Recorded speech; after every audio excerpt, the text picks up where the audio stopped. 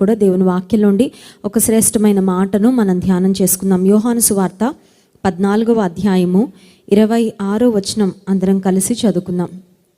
యోహాను సువార్త 14వ అధ్యాయము 26వ వచనం.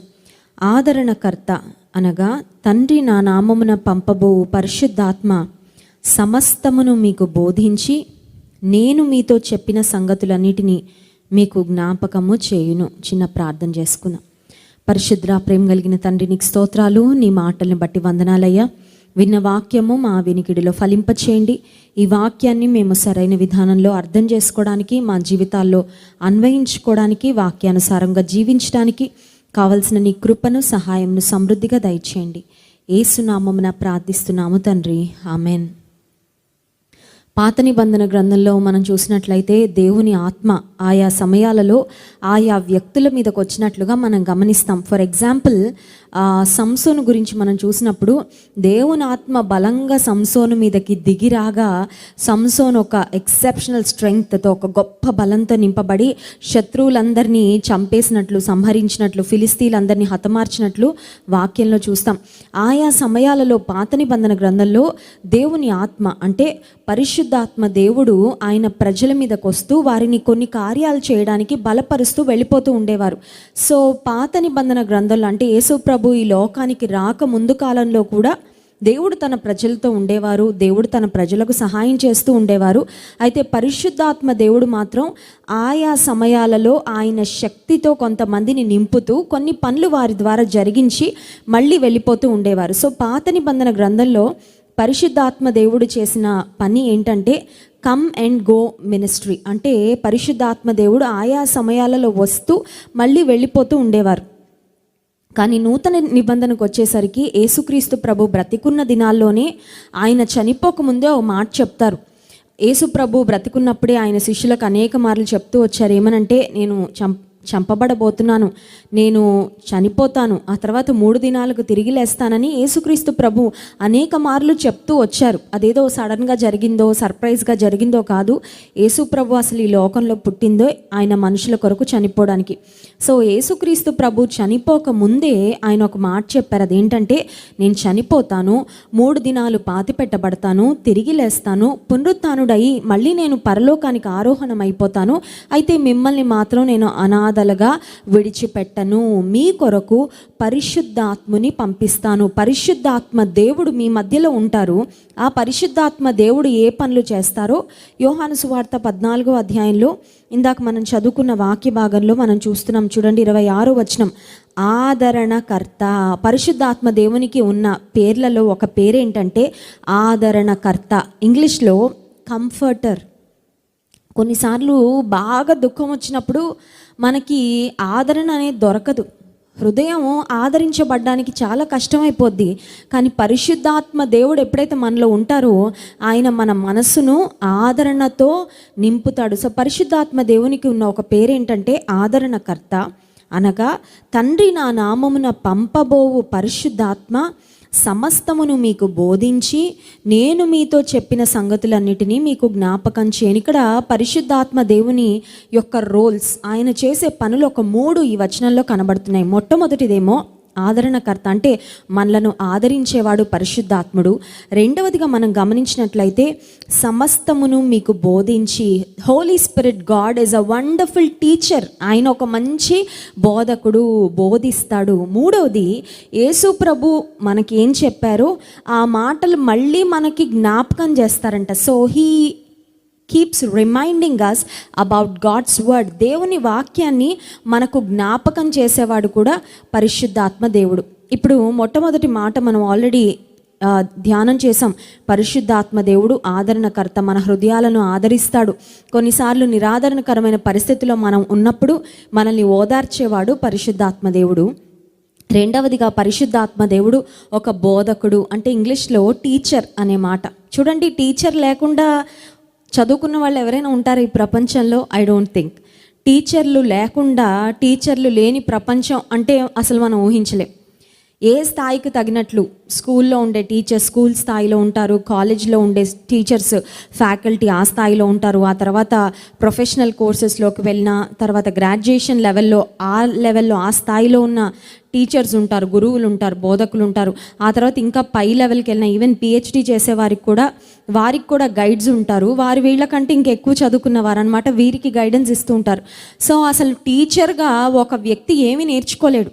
అఫ్ కోర్స్ ఒక మాట అంటారు, ఏమనంటే ప్రతి వ్యక్తికి ఇంట్లో తల్లి ఫస్ట్ టీచర్ అని.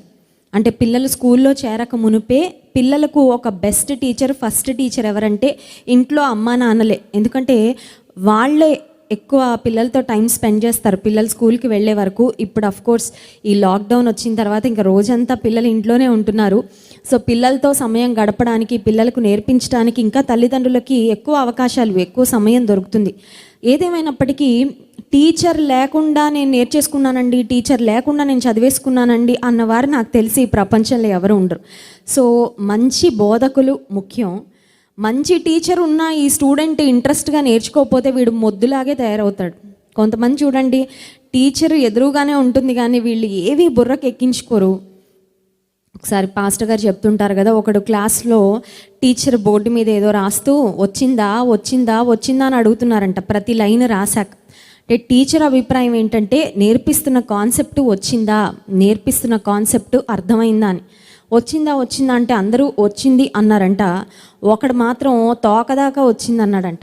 వీడేంటి కొత్తగా చెప్తున్నాడు, తోకదాకా వచ్చింది, అసలు నేను అడిగింది ఏంటి, వీడు చెప్తున్నది ఏంటి అని ఆలోచిస్తే వాడు నిలబెట్టాడంట టీచర్. దొరికాడు బాగానే దొంగ, తోకదాకా ఏంట్రా వచ్చింది, నేను ఈ కాన్సెప్ట్ వచ్చిందా అని అడుగుతున్నానంటే వాడు అన్నాడంట, సార్ మీ బ్లాక్ బోర్డు పక్కన కింద ఒక రంధ్రం ఉందండి, అందులోకి ఒక ఎలుక లోపలికి బయటికి తిరుగుతుంది, నా కాన్సన్ట్రేషన్ అంతా దాని మీద ఉంది, మీరు కరెక్ట్గా వచ్చిందా అని అడిగేసరికి తోకదాకా వచ్చిందండి, అది చెప్పాను నేను మీకు అని. అంటే వీడు ధ్యాస క్లాస్ రూమ్లో ఉన్నాడు కానీ ఎలుక మీద ఉంది తప్ప ఉపాధ్యాయుని మీద, చెప్పే పాఠాల మీద లేదనమాట.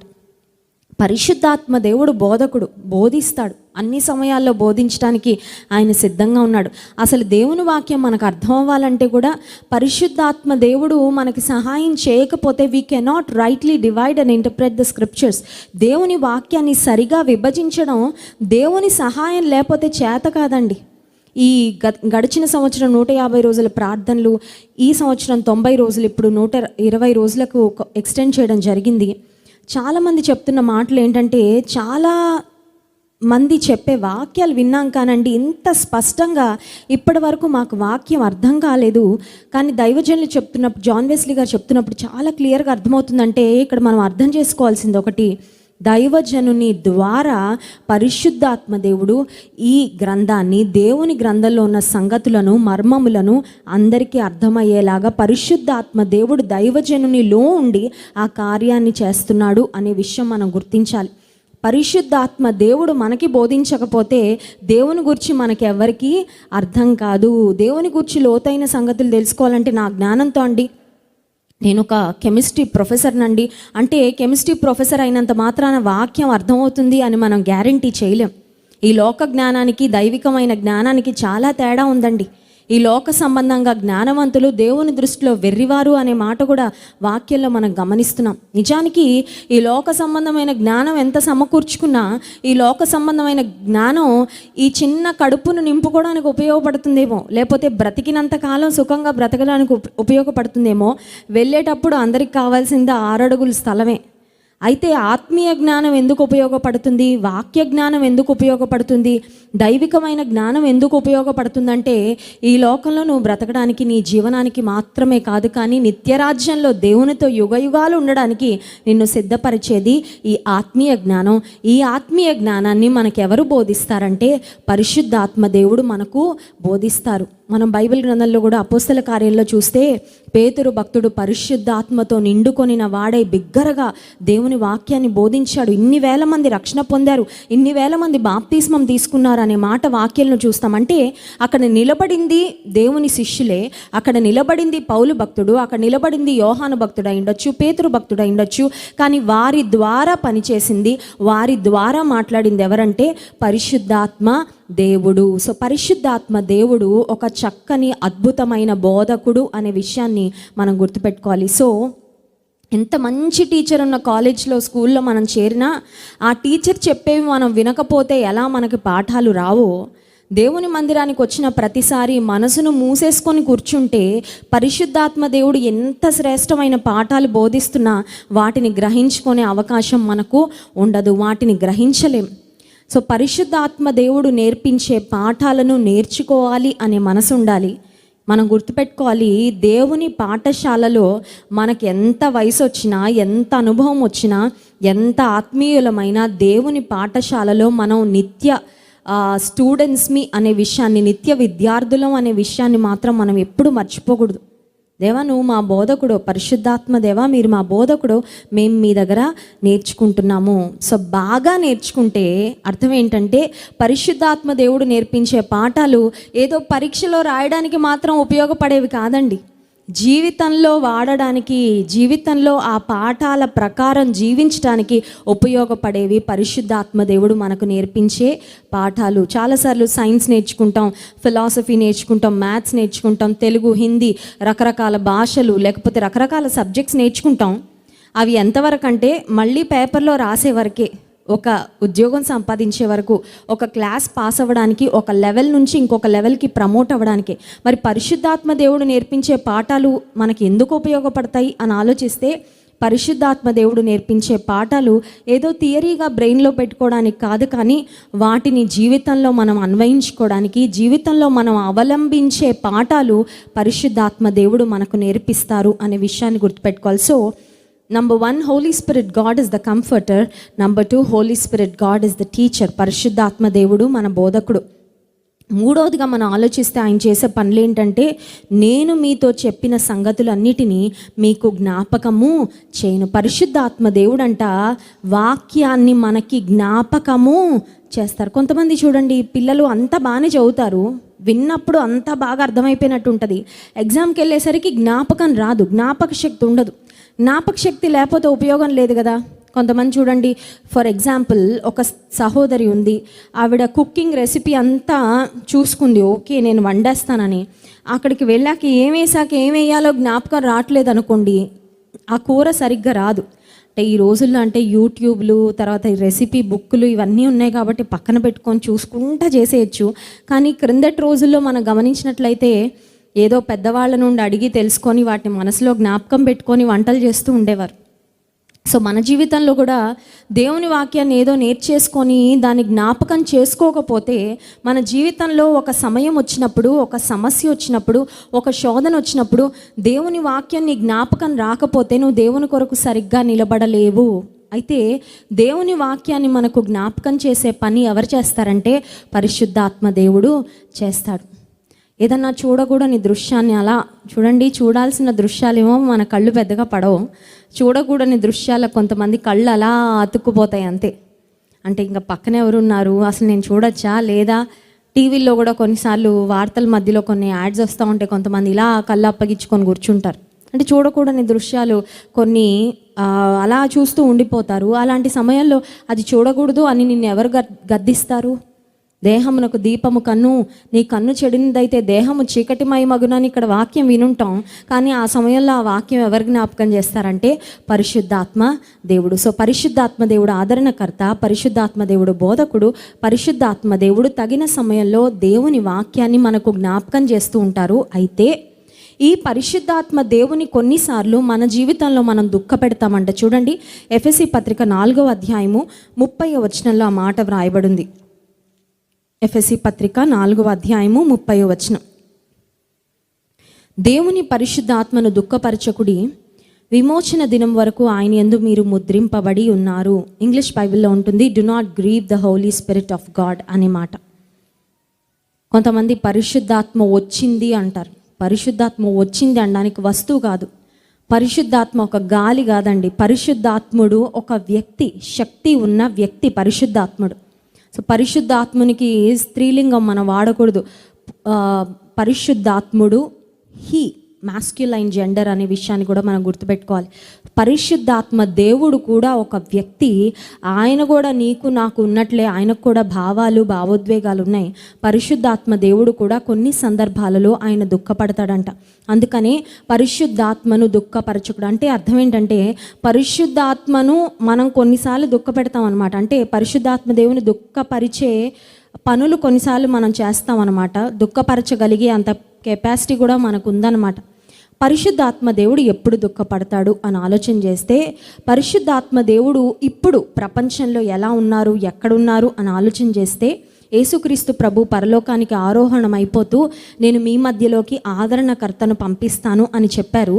సో పరిశుద్ధాత్మ దేవుడు ఇంకా భూమి మీద ఉన్నారు.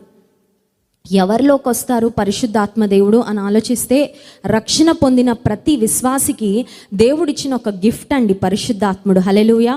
If you are a born again believer, you are guaranteed the gift of the Holy Spirit. నీవు ఒకవేళ రక్షణ పొందిన విశ్వాసివైతే, నీవు రక్షణ పొందితే, మారు మనసు పొందితే, బాప్తిస్మం తీసుకుంటే, నీ పాపాన్ని గూర్చి లోతైన పశ్చాత్తాపాన్ని నువ్వు పొందుకున్న అనుభవం నీలో ఉంటే, నీ లోపలికి పరిశుద్ధాత్మ దేవుడు ఒక సంచకరువుగా, ఒక గిఫ్ట్గా నీవు పొందుకుంటావు. సో పరిశుద్ధాత్మ దేవుడు ఎక్కడ ఉంటారంటే మన లోపల ఉంటారు. He dwells in us, he dwells within us. మన హృదయంలో పరిశుద్ధాత్మ దేవుడు నివాసం ఉంటారు. ఇప్పుడు పరిశుద్ధాత్మ దేవుడు ఎప్పుడు నాతోనే ఉన్నారు, నాలోనే ఉన్నారు. పరిశుద్ధాత్మను దుఃఖపరచొద్దు అని వాక్యం సెలవిస్తుంది. పరిశుద్ధాత్ముడు ఎప్పుడు దుఃఖపడతారు అని ఆలోచిస్తే, పాపం చేసినప్పుడు పరిశుద్ధాత్ముడు దుఃఖపడతారు. చూడండి, తల్లిదండ్రులు పిల్లలు తప్పులు చేస్తూ ఉంటే చెప్తారు, వద్దు బాబు చేయకు నాయనా, అమ్మ అది కరెక్ట్ కాదు, చేయొద్దు అని. ఇంకా వాళ్ళ పక్కనే ఉన్న వాళ్ళు తల్లిదండ్రులు చూస్తూనే ఉన్న పిల్లలు వెళ్ళిపోయి మరి వాళ్ళకి నష్టాన్ని కలుగచేస్తూ భయంకరమైన పనులు చేస్తూ ఉంటే తల్లిదండ్రులు ఏమవుతారండి? లోపల బాధపడిపోతారు, కుమిలిపోతారు, దుఃఖపడతారు. పరిశుద్ధాత్మ దేవుడు కూడా అంతే. రక్షించబడిన ప్రతి విశ్వాసికి పరిశుద్ధాత్మ దేవుడు ఒక బహుమానంగా, ఒక గిఫ్ట్గా ఇవ్వబడితే, పరిశుద్ధాత్మ దేవుని మనం ఎప్పుడు దుఃఖపరుస్తాము అని ఆలోచిస్తే, పాపం చేసిన ప్రతిసారి పరిశుద్ధాత్మ దేవుని మనము దుఃఖపరుస్తాము. సో పాపం చేయకుండా విశ్వాసులంగా మనం బ్రతకడానికి కూడా మనకు శక్తి మనలో ఉన్న పరిశుద్ధాత్మ దేవుడు మనకు అనుగ్రహిస్తాడు. హల్లెలూయా. దేవుని మందిరానికి వచ్చిన ప్రతిసారి రెండు ప్రాముఖ్యమైన విషయాలు దైవజనులు కూడా చాలాసార్లు చెప్తూ ఉంటారు. జాన్ వెస్లీ గారు, పరిశుద్ధాత్మ దేవుడు రెండు విధాలుగా మనం పొందుకోవచ్చంట. ఒకటి, రక్షణ పొందగానే పరిశుద్ధాత్మ దేవుడు మన హృదయంలోకి వస్తారు. we receive the gift of the Holy Spirit. రెండవది, ఒకటి indwelling of the Holy Spirit, రెండవది fulfilling of the Holy Spirit అంటారు. ఒకటి, రక్షణ పొందిన ప్రతి విశ్వాసి హృదయంలోకి పరిశుద్ధాత్మ దేవుడు వస్తారు. he comes as a gift. రెండవదిగా, దేవుని మందిరానికి వచ్చిన ప్రతిసారి, దేవుని సన్నిధికి వచ్చిన ప్రతిసారి, దేవుని పాద సన్నిధిలో మనం మోకరించిన ప్రతిసారి, పరిశుద్ధాత్మ దేవా నాలో నీ సన్నిధి నుంచు, నన్ను నీ శక్తితో నింపు, నీ ప్రభావంతో నింపు అని అడిగిన ప్రతిసారి you get that filling of the Holy Spirit. పరిశుద్ధాత్మ శక్తిని మనం పొందుకుంటాం. అపోస్తల కార్యగ్రంథం 1వ అధ్యాయంలో, ఆయనను పరిశుద్ధాత్మ మీ మీదకి వచ్చినప్పుడు మీరు శక్తి పొందుదురు గనుక అనే మాట వాక్యంలో మనం చూస్తాం. సో పరిశుద్ధాత్మ దేవుడు ఒక్కసారి నా హృదయంలోకి వచ్చారండి నేను రక్షణ పొందినప్పుడు. సో పరిశుద్ధాత్మ దేవుడు ఉంటాడులే ఓ పక్కన, పరిశుద్ధాత్మ దేవుని గురించి పెద్దగా పట్టించుకోవాల్సిన అవసరం లేదు, నా పాపాలేదో నేను చేసుకుంటూ పోతాను, నాకు ఏది ఇష్టమైతే అది చేసుకుంటూ వెళ్తాను అనుకుంటే పరిశుద్ధాత్మ దేవుని మనం దుఃఖపరుస్తాము. కొన్నిసార్లు మనలో ఉన్న పరిశుద్ధాత్ముడు మనల్ని విడిచిపెట్టి కూడా వెళ్ళిపోవచ్చు. బైబిల్ గ్రంథంలో ఇశ్రాయేలీయులకు మొదటి రాజుగా ఉన్న సౌలు తన జీవితంలో ఏం చేశాడంటే, ప్రారంభంలో చాలా దీనుడుగా ఉన్నాడు, ప్రారంభంలో దేవుని పట్ల చాలా కృతజ్ఞత కలిగి ఉన్నాడు. కానీ రాను రాను సౌలులో అవిధేయత, దేవుని ఎడల ఒక వ్యతిరేకమైన ధోరణి, సౌలులో ఉన్న అవిధేయత వలన సౌలులో నుండి దేవుని ఆత్మ వెళ్ళిపోయి సౌలులోకి దురాత్మ వచ్చింది అనే మాట వాక్యంలో చూస్తాం. అంటే ఒక్కసారి నా హృదయంలోకి పరిశుద్ధాత్మ దేవుడు వస్తే ఇంకా ఆయన ఎప్పటికీ ఉంటాడా అంటే దట్స్ నాట్ ట్రూ. పరిశుద్ధాత్మ దేవుణ్ణి మనం ఆయనను గౌరవిస్తూ సన్మానిస్తూ, పరిశుద్ధాత్మ దేవుడు మనతో మాట్లాడుతున్నా, కొన్నిసార్లు పరిశుద్ధాత్మ దేవుడు గద్దిస్తూ ఉంటాడు ఏదైనా తప్పు చేసినప్పుడు, you are not suppose to do that. కొన్నిసార్లు పరిశుద్ధాత్మ దేవుడు ప్రేరేపిస్తూ ఉంటాడు, ప్రార్థన చేయి. అర్ధరాత్రి ఒక్కొక్కసారి దేవుడు లేపుతాడు కొంతమందిని, గెడప్, వేకప్, ప్రే, నీల్ డౌన్, నువ్వు ప్రార్థన చేయాలి అని కొన్నిసార్లు దేవుడు మనల్ని హెచ్చరిస్తూ ఉంటాడు. పరిశుద్ధాత్మ దేవుడు కొన్నిసార్లు ఆయనకి ఇష్టం లేని పనులు చేస్తున్నప్పుడు మనల్ని గద్దిస్తూ ఉంటాడు.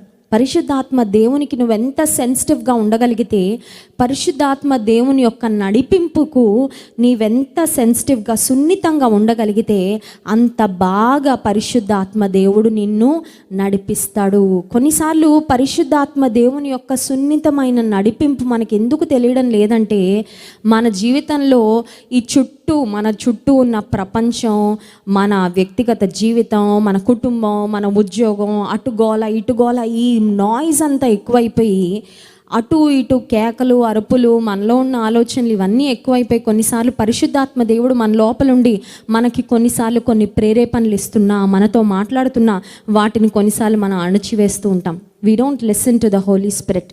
పరిశుద్ధాత్మ దేవుడు మాట్లాడుతున్నా వినకపోతే పరిశుద్ధాత్మ దేవుడు మౌనం అయిపోతాడు. పరిశుద్ధాత్మను దుఃఖపరచకుడి అనే మాట అందుకే వాక్యంలో మనము చూస్తున్నాం. ఈ రాత్రి కాల సమయంలో అడుగుదాం, ప్రభువా నీవు ఇప్పుడు నాతో ఉన్నావు, నా హృదయంలో ఉన్నావు, నన్ను పరిశుద్ధాత్మ శక్తితో మీరు నింపండి. పరిశుద్ధాత్మ దేవా, మీరు నాతో మాట్లాడిన ప్రతిసారి, మీరు నన్ను నడిపిస్తున్న ప్రతిసారి నీ నడిపింపుకు నేను లోబడే హృదయాన్ని నాకు అనుగ్రహించండి. కొంతమంది అనుకుంటారు పరిశుద్ధాత్ముడు ఉన్నాడు అంటే భాషలు మాట్లాడడమేమో అని అనుకుంటారు. Speaking in tongues is one of the gifts of the Holy Spirit. పరిశుద్ధాత్మ దేవుడు ఉన్నప్పుడు భాషలలో మాట్లాడతారు. సో పరిశుద్ధాత్మ వరములలో ఒక వరము స్పీకింగ్ ఇన్ టంగ్స్, భాషల్లో మాట్లాడడం. కానీ భాషల్లో మాట్లాడకపోతే పరిశుద్ధాత్మ దేవుడు లేడు అనడం మాత్రం that is not right teaching. అది సరైన బోధ కాదు. పరిశుద్ధాత్ముడు ప్రతి విశ్వాసిలో ఉంటారు. పరిశుద్ధులు ఎక్కడ కూడుకుంటారో, యేసయ్య నామాన్ని ఎక్కడ ఆయన బిడ్డలు కూడుకుంటారో వారి మధ్యలో పరిశుద్ధాత్మ దేవుడు ఆత్మరూపిగా ఉంటారు. పరిశుద్ధాత్ముడు మనలో ఉండి మనల్ని నడిపిస్తారు. ఆయన శక్తితో మనల్ని నింపుతారు. దేవుని ఆత్మను దుఃఖపరచకుండా దేవుని ఆత్మ యొక్క నడిపింపుకు లోబడుతూ దేవుని ఆత్మ చేత నడిపించబడే వారముగా, ఆయన చేత బోధించబడే వారంగా మనం ముందుకు వెళ్ళినట్లు దేవుడు మనకు సహాయం చేయనుగాక. ఆమెన్. దేవుని స్తుతించి ఆరాధించుకుందాం. లేచి నిలబడండి.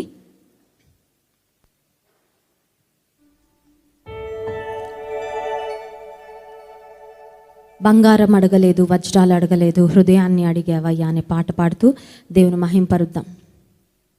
సౌలు దేవునికి అవిధేయత చూపించినప్పుడు దేవుడు చెప్పిన మాట ఏంటంటే, బలులు అర్పణలుగా దేవునికి కావాల్సిన నీ విధేయత కావాలి, నీ హృదయం కావాలి ముందు. చాలాసార్లు దేవుని ఏదో ఒక విధంగా మనం మెప్పించేద్దాం అనుకొని మన హృదయంలో అవిధేయత చూపిస్తుంటే ఆయన సంతోషించడు. ఈ రాత్రి చెప్దాం, నా హృదయం నీకు ఇస్తున్నానయ్యా, నా హృదయంలో రాజుగా నువ్వు ఉండు ప్రభు, నన్ను నడిపించు.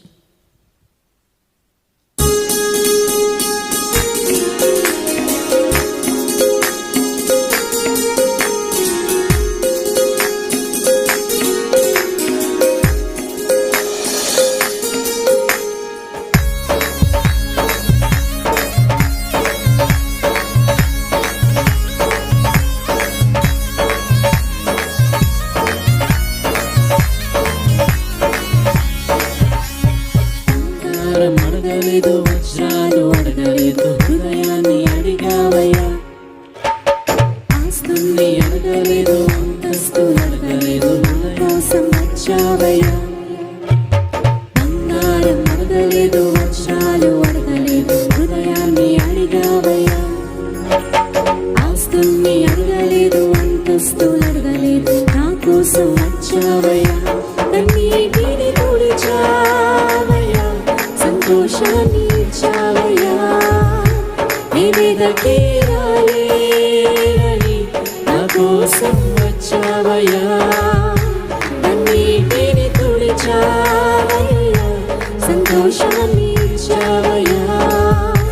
నీ మీదకి రాలేనని నా కోసం వచ్చావయ్యా. నా సర్వం యేసయ్యా, నా జీవం యేసయ్యా, నా ప్రాణం యేసయ్యా, నా జ్ఞానం యేసయ్యా, నా సర్వం యేసయ్యా, నా జీవం యేసయ్యా, నా ప్రాణం యేసయ్యా, నా జ్ఞానం యేసయ్యా.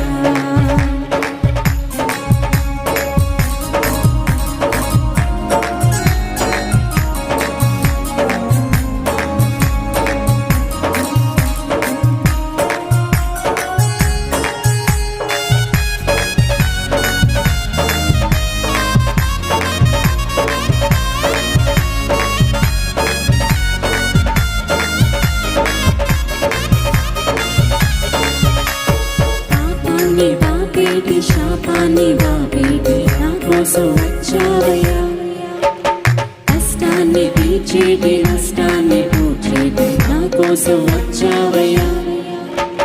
పాపాన్ని బాపేటి శాపాన్ని బాపేటి నా కోసం వచ్చావయ్యా. కష్టాన్ని తీర్చేటి నష్టాన్ని పూడ్చేటి నా కోసం వచ్చావయ్యా. కన్నీటిని తుడిచావయ్యా, సంతోషాన్ని ఇచ్చావయ్యా. నివేదకి రాలేనని నా కోసం వచ్చావయ్యా. కన్నీటిని తుడిచావయ్యా, సంతోషాన్ని ఇచ్చావయ్యా. నివేదకి రాలేనని నా కోసం అందరం కలిసి పాడదాం. నా సర్వం యేసయ్యా, నా సర్వం యేసయ్యా, నా జీవం యేసయ్యా, నా ప్రాణం నా నీవే, ప్రాణం యేసయ్యా, నా ధ్యానం నీవే. నా సర్వం యేసయ్యా, నా జీవం యేసయ్యా, నా ప్రాణం యేసయ్యా, నా ధ్యానం యేసయ్యా. బంగారం అడగలేదు, వజ్రాలు అడగలేదు, హృదయాన్ని అడిగావయ్యా. ఆస్తుల్ని అడగలేదు, అంతస్తులు అడగలేదు, నా కోసం వచ్చావయ్యా. బంగారం అడగలేదు, వజ్రాలు అడగలేదు, హృదయాన్ని అడిగావయ్యా. ఆస్తుల్ని అడగలేదు, అంతస్తులు అడగలేదు, నా కోసం వచ్చావయ్యా. కన్నీటిని తుడిచావయ్యా, సంతోషాన్ని ఇచ్చావయ్యా. నివేదకి రాలేనని నా కోసం వచ్చావయ్యా. కన్నీటిని తుడిచావయ్యా, సంతోషాన్ని ఇచ్చావయ్యా. నివేదకి రాలేనని నా కోసం వచ్చావయ్యా. నా సర్వం నా యేసయ్యా, సర్వం యేసయ్యా, నా జీవం యేసయ్యా, నా ప్రాణం యేసయ్యా, నా ధ్యానం అందరం కలిసి పాడదాం. నా సర్వం యేసయ్యా, నా జీవం యేసయ్యా, నా ప్రాణం యేసయ్యా, నా ధ్యానం యేసయ్యా. హల్లెలూయా. నా సర్వం యేసయ్యా, నా ధ్యానం యేసయ్యా అంటున్నాం. కొన్నిసార్లు మన ధ్యానంలో ఇంకేవేవో వచ్చేస్తుంటాయి కదండి. కొన్నిసార్లు నెగటివ్ థాట్స్, భయంకరమైన ఆలోచనలు, మనల్ని కృంగదీసే ఆలోచనలు అలా ఒకసారి ఒక థాట్ ప్రాసెస్ లాగా మన మైండ్లో రీల్ తిరుగుతూ ఉంటుంది చాలాసార్లు. నా ధ్యానం యేసయ్యా అన్నప్పుడు మన ధ్యాస, మన మనసు దేవుని మాటల మీద. Do not believe what the world says. కొన్నిసార్లు మన మనసు చెప్పే మాటలు కూడా మనం వినడానికి వీల్లేదు. దేవుని మాటలు, దేవుని వాగ్దానాలు జ్ఞాపకం చేసుకుంటూ వెళ్ళినప్పుడు మన జీవితంలో గొప్ప ఆశీర్వాదాన్ని, దీవెనను పొందుకుంటాం. ప్రేమించేదని అధికముగా ఆరాధింతున్న ఆసక్తితో అనే పాటను అందరం కలిసి పాడదాము. పూర్ణ మనసుతో ఆరాధిస్తాను, పూర్ణ మనసుతో ప్రేమిస్తానయ్యా. హాఫ్ హార్టెడ్నెస్ కాదు. నా హృదయం అంతట్లో నువ్వే ఉన్నావు ప్రభా. నా ఆరాధన అంతా, నా స్థితి అంతా నీకే. అందరం చప్పలు కొడుతూ దేవుని మహింపరుద్దాం.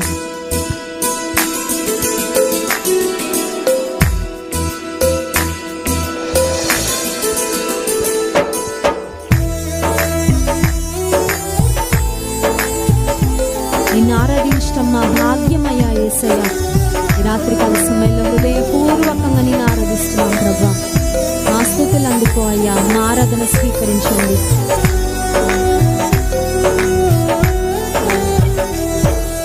ప్రేమించేదన్ అధికముగా ఆరాధింతున్ ఆసక్తితో.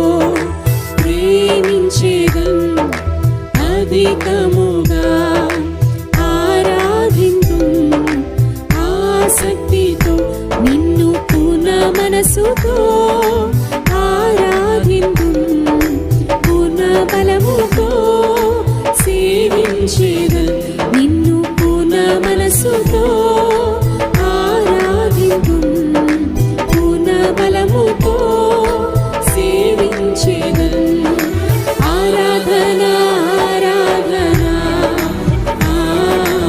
ఆరాధన ఆరాధన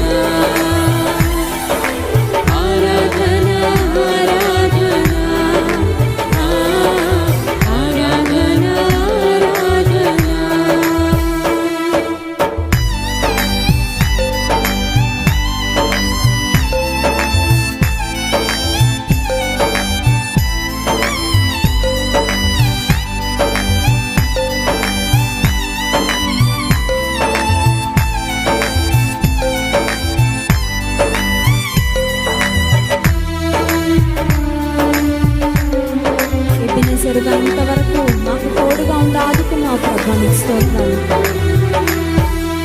ఎబెనేజరే, ఎబెనేజరే, ఇంతవరకు ఆదుకున్నదే.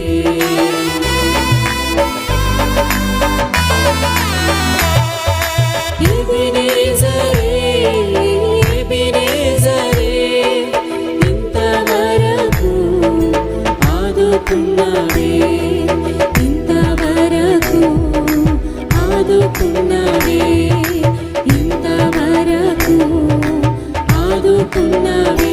నిన్ను పూర్ణ మనసుతో ఆరాధింతుము, పూర్ణ బలముతో సేవించెదను.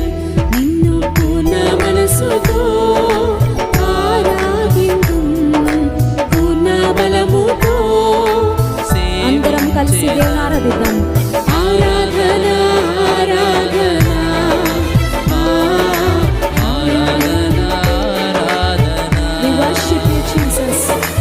ఆరాధన ఆరాధన ఆరాధన ఆరాధన.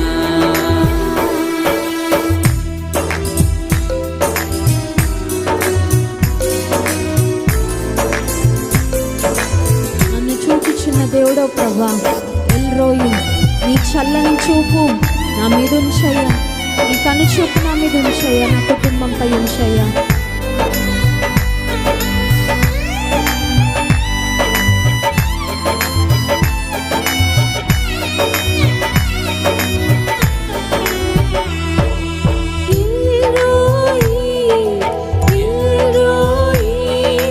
నన్ను చూసావే వందనమయ్యా.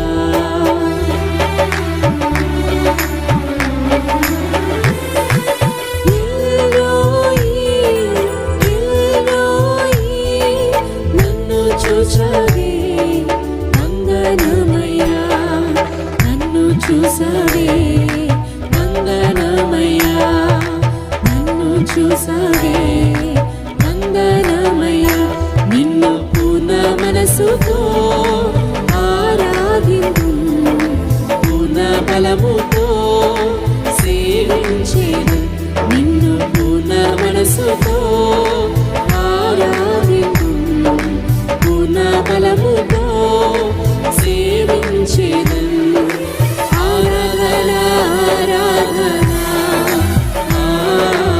ఆరాధన ఆరాధన ఆరాధన ఆరాధన ఆరాధన ఆరాధన. ప్రేమించెదను అధికముగా, ఆరాధింతుము ఆసక్తితో. ప్రేమించెదను అధికముగా, ఆరాధింతుము ఆసక్తితో. నిన్ను పూర్ణ మనసుతో ఆరాధింతుము, పూర్ణ బలముతో సేవించెదను. నిన్ను పూర్ణ మనసుతో ఆరాధింతుము, పూర్ణ బలముతో సేవించెదను. ఆరాధన ఆరాధన ఆరాధన. We worship you, Jesus. యేసయ్యా, నీకు మహిమ. ఆరాధన ఆరాధన ఆరాధన. అందరం కళ్ళు మూసుకొని రెండు చేతులకి దేవుని ఆరాధిద్దాం. ఆరాధన ఆరాధన ఆరాధన ఆరాధన ఆరాధన ఆరాధన ఆరాధన ఆరాధన. పరిశుద్ధుడా, ప్రేమ కలిగిన తండ్రి, నీకు స్తోత్రాలు. ఇశ్రాయేలు చేయి స్తోత్రములపై ఆసీనుడు అన్ని వాక్యంలో వ్రాయబడింది ప్రవ్వా. మా స్తుతి సింహాసనముపై నాయన మీరు ఆసీనులు అయ్యారని నమ్మి మీకు స్తోత్రాలు చెల్లించుకున్నాం. నిన్ను గూర్చిన స్తుతి ఎక్కడ ఉంటుందో అక్కడ మీరు ఉంటారు కనుక స్తోత్రాలయ్యా. ఈ రాత్రికాల సమయంలో పరిశుద్ధాత్మదేవ మీరు మా మధ్యలో ఉన్నారు, అందుకని నీకు స్తోత్రాలు చెల్లించుకుంటున్నాము. మా హృదయాలను నీ శక్తితో, నీ మాటలతో ప్రవ్వా, నీ బలముతో, ధైర్యముతో మీరు నింపుమని ప్రార్థన చేస్తున్నాం ప్రవ్వా. ప్రతిరోజు నీ వాక్యాన్ని వింటున్నాం. ప్రతిరోజు నీ వాక్యం చేత కడగబడే అనుభవాన్ని మాకు ఇవ్వండి అయ్యా. ప్రతిరోజు నీ వాక్యాన్ని వింటున్నాం. ప్రతిరోజు నీ వాక్యము ద్వారా మేము మండించబడినట్లు సహాయం చేయ ప్రభా. నీ కొరకు జీవించాలి అనే తాపత్రయం, ఆశ నానాటికి మాలో పెరగడానికి సహాయం చేయ.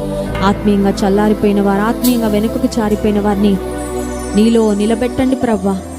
నీలో ఉన్న శక్తి, నీలో ఉన్న బలము, నీలో ఉన్న ఔన్నత్యము, నీలో ఉన్న ఆశీర్వాదాలు మేము సమృద్ధిగా పొందుకోవడానికి మాకు సహాయం చేయ ప్రభా. నిన్ను మమ్మల్ని వేరు చేసే ఏ పాపము మధ్యలో లేకుండానట్లు సహాయం చేయండి ప్రభా. మీకు ఇంపైన సువాసన వలె మా స్తుతి మాత్రమే కాదు కానీ మా జీవితాలు కూడా ఉండినట్లు సహాయం చేయండి. ఈ రాత్రికాల సమయంలో మీ మాటలు వినాలని మేము వచ్చాం ప్రభా. నిత్య జీవపు మాటలు కలిగిన దేవుడో, మీ దాసుని మరుగుపరిచే బలమైన సందేశము మాకు మీరు అందించండి ప్రభా. ఎంతమంది వింటూ ఉన్నారో ఆయా ప్రాంతాల నుండి, ఆయా దేశాల నుండి ప్రతి ఒక్కరూ నీ మాటల ద్వారా క్షేమాభివృద్ధిని, ఉజ్జీవమును పొందుకోవడానికి సహాయం చేయమని ఘనత, మహిమ, ప్రభావం మీకు చెల్లిస్తూ యేసుక్రీస్తు ప్రభారి శ్రేష్టమైన నామంలో ఈ స్తుతి, ఆరాధన, ప్రార్థన మీకే సమర్పిస్తున్నాం తండ్రి. ఆమేన్.